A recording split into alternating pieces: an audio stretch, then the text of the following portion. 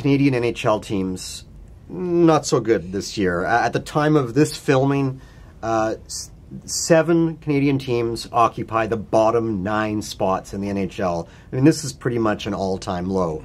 The chances of any of these teams making the playoffs, remote at best. So let me ask you guys this.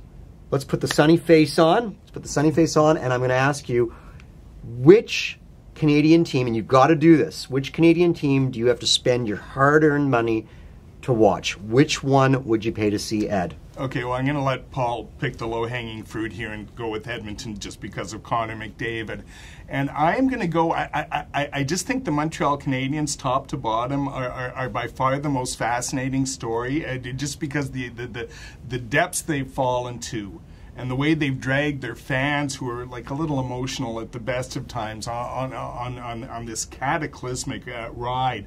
And then I also love those kind of weekly videos of Carey Price skating around in his goalie skates, taking shots at his shooter-tooter, and then the question posed, is he coming back? Is he coming back? So, like I said, I think for all those reasons, the Canadiens are a far richer story, and they've still got enough decent players that they're not terrible to watch. All right, Paul. Well, I'm going to ask you to clarify your comment a little bit. Is it which team would I pay to see play the Canucks, or just in general? In general. Well, that totally changes the narrative, but I think it does have to be Edmonton. I will say this, for those fans who were denied the opportunity to see Dion Phaneuf with the Leafs, they now get to see him with the Senators, and how excited are you for that? But ultimately, it has to be about, if you're talking about the other team and why you would shell out your hard-earned cash, it's got to be Connor McDavid. I mean, I actually think, despite his injuries, he's surpassed expectations for this year, because he's had moments when people just have gone, you know, wow. I would say probably even more so than Crosby in his first couple of years, that people have been like, okay, this kid really is something special.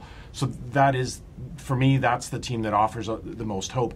I will frame it, though, with the Canucks. If you're in Vancouver and you're looking at one of those teams that comes in, I'll reference the Grizzlies scenario here. Everyone always wanted to see them play the Lakers or see them play the Bulls because they wanted to see Shaq or Jordan.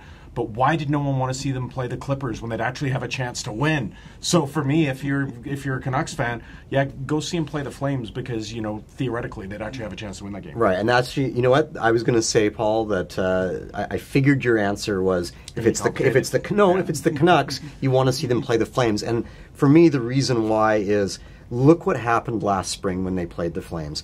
This was they supposedly had home ice advantage, and they went out and they just got pounded by the Flames. They got pounded by the Flames kids, who were so good, and they got pounded by a guy no one had ever heard of named Michael Furland. Yep. And basically now it was... No one's heard of him since? Well, Furland's no. Until they played the Canucks, yeah. and then he turns into like this half man, half beast. Yeah. And I looked at, and he did it again the last game we were here. And I looked down, he has 2 goals this season. It's just like he flips this switch. He's like Bill Bixby as the Incredible Hulk.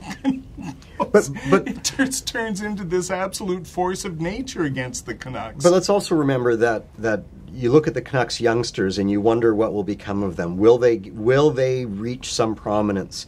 And you look at Johnny Gaudreau and Sean Monahan. Here are a couple of guys who were suspended for a game because of their Super Bowl partying. And then Gaudreau just shot out of the gates after his suspension. He said he had something to prove. And for a guy who's about my size, he seems able to prove himself. So for me, it's the Flames.